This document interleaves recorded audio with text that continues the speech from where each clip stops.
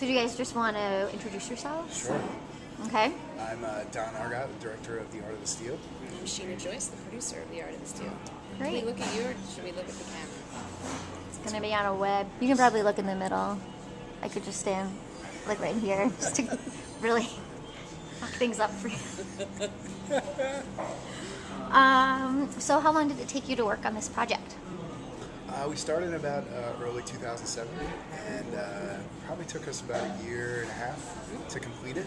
And then we had to wait almost a full year before we premiered it at the Toronto Film Fest in 2009. Yeah. So It feels like a longer process than it actually was. it felt a lot longer. Right. That's what I was going to say. See that? Was Toronto your goal? Did you have were you thinking theatrical or were you thinking for TV? Did you have a market when you were making it? I think early on, we just wanted to make the best possible film that we could make, and then, I'm a firm believer that, if you make something really good, that it'll find its audience. And I think we were very fortunate to get into, a top-tier festival like Toronto because, it raised the profile of the film, and that's where we eventually ended up selling it to IFC. So it's, we were really proud of it. We thought it was the best work that we had ever done. We were aiming for a top-tier festival, but you never know how things are going to shake out. So we feel very fortunate to have gotten into Toronto, and like Don said, it really raised our profile there, and we were lucky to sell it. What are you working on now? Well, we actually have multiple projects that we're in various stages of production on. There's one project that we're developing right now, and then two that we are hoping to be done with by the end of the year and premiere at a film festival near you soon. Yay, Portland! Fingers crossed.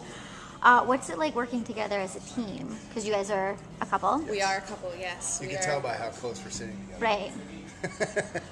We were really just, last year we had Ryan Fleck and Anna Boden, and we had no idea whether they were a couple the whole time. And we tried doing all this Google search to find out, because they directed Sugar and they didn't have Nelson. I still don't know. Could have asked them. I know, but I don't know. It felt like a weird. Yeah. Felt like I know you're a couple, so I don't mind asking. We're out. We're out We're of the officially closet. out. It's awesome and it's awful. I think that's all. That's pretty honest. I was going to say something really nice. No, you weren't. No, I'm taking it. No, you weren't. No, it is. It's difficult sometimes because you feel like you can never leave. You can never, leave the work behind because you go home together and you talk about it. That's all we talk about. It's all you talk about, and that's great. But it's also, it is tough sometimes. So when things are going really well, it's awesome. When things are going really bad, it's really bad. Yeah, it's to take things out on each other more because we're together all the time. All the time. She wears a lot of makeup. I mean, she's got bruises and stuff. Yeah, because domestic violence.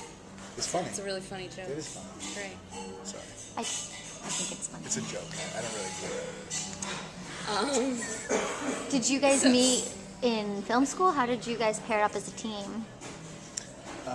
Sheena was working at the... You tell your side, and then I'll tell my side. Well, I thought it'd be cute if I told your side and you told mine. All right. But, who am I? I'm just the creative one. Oh, you're the creative one in the group. Really? Yeah. You're to stand by that? No, I'm not.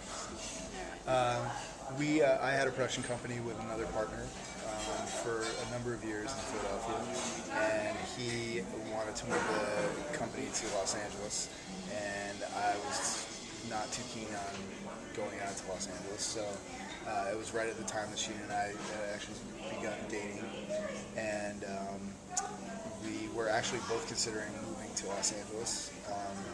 And it just so happened that the way things worked out, I didn't move, and I really wanted to stay behind and kind of do my own thing. And one of the first projects that I wanted to work on was a film called Rock School, and Sheena was still working at the film office at the time. That's how we met. That's how we met. Well, I was friends with Dodd's former partner, and I had worked for the Greater Philadelphia Film Office, which is Philly's film commission. And Don and I were friends for like 3.5 years before we started dating.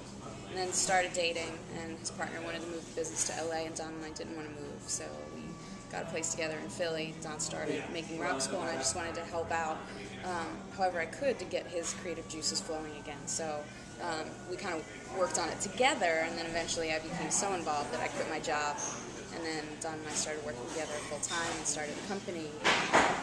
It's been that way ever since. Rock School was our first project. It's crazy that the first film we ever made got sold and was in theaters and everything. So we figured, all right, well, it's not a bad start. Maybe there's something to this. Maybe we should stick together. So it's. I mean, I stick by that. It's great and it's awful. Sometimes it's awful because, as Don said, you can't get away from it. You never get away from it. But it's great because we get to share in all of this together, the good and the bad. You don't. Thank you. See, you don't have to. You brought it back around. I'm trying. You're deep.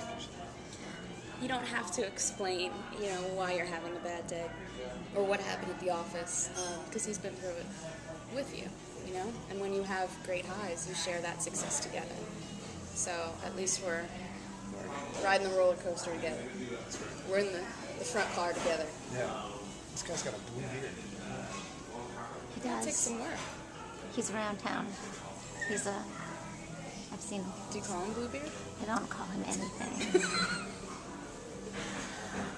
Do you have any closing advice for aspiring filmmakers? Just stick with it. Yeah.